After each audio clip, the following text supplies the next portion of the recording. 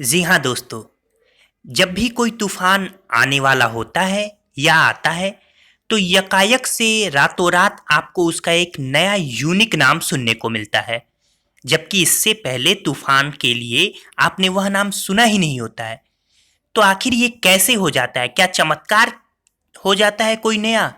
नहीं दोस्तों, बात दरअसल यह है कि तूफानों के नाम रातों रात तय नहीं होते, बल्कि ये पहले से ही फिक्स कर दिए हो गए होते हैं।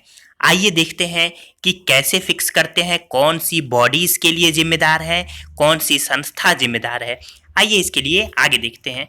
तो सबसे पहले विश्व मौसम विज्ञान संगठन यानी वर्ल्ड मेट्रोलॉजिकल ऑर्गेनाइजेशन WMO ने सन 2000 में ओमान के मस्कट शहर में आयोजित अपने 27वें सत्र में बंगाल की खाड़ी और अरब सागर से चलने वाले जो उष्णकटिबंधीय यानी जो हिंद महासागर से तूफान ऊपर की तरफ चल रहे हैं, यानी उत्तर दिशा की तरफ, तो उष्णकटिबंधीय चक्रवातों के नाम आवंटित करने पर सहमति प्रस्तुत की।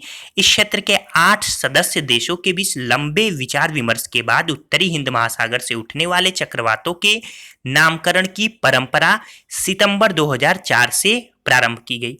ये 8 देश कौन कौन से हैं इन्हें देख लेते हैं। तो ये हैं Bangladesh, India, Maldives, Myanmar, Oman, Pakistan, Sri Lanka और थाईलैंड।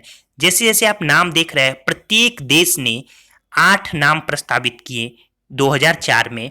इस प्रकार कुल 8 देशों के 64 नाम हुए। इन 64 नाम अल्फाबेटिकल क्रम में ही ये देशों के नाम रखे जाते हैं। जैसे पहला नाम बांग्लादेश ने दिया, तो फिर दूसरा इंडिया ने। इस तरीके से ये जो एम्फान नाम है, ये इस श्रेणी का आखिरी नाम है, यानी ये 64वां नाम है।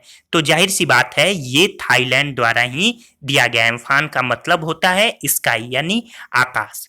तो इस तरीके से आपके सामने स्क्रीन पर ये इतने नाम है। देखिए, पहला नाम जो इस श्रेणी में आया था वो था ओनिल, जो कि बांग्लादेश ने दिया था। तमाम नाम और आए और अंतिम नाम एम्फान। अब क्या, अब इन 8 देशों के समूह में 5 और देशों को शामिल किया गया है। वो देश कौन कौन से हैं? ईरान, सऊदी अरब, कतर, यमन और यूएई। और इन सभी देशों ने 13 नाम प्रस्तावित किए हैं। इस प्रकार से कुल 169 नाम अब हमारे सामने हैं। तो इन नामों को तय करते समय कुछ बातों का ध्यान भी रखा जाता है, जैसे कि वह जो शब्द होगा नाम जो चक्रवात का, वो काफी छोटा हो, सहज उच्चारण वाला हो, यानी आसानी से उच्चारित किया जा सके। इसके साथ वह आम बोलचाल की भाषा का शब्द होना चाहिए। दूसरा एक महत्वपूर्ण बात कि इन तूफानों का नाम ऑड इवन यानी सम विषम के फार्मूले पर तय किया जाता है।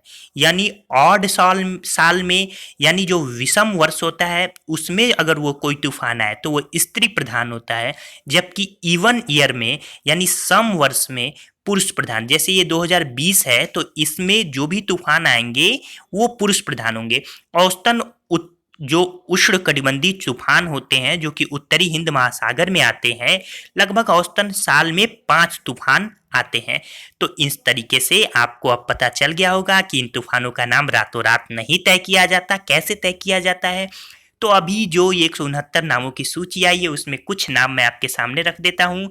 जैसे अगला जो तूफान का नाम होगा वो होगा अर्नब, जो कि बांग्लादेश द्वारा दिया गया है, प्रस्तावित किया गया है।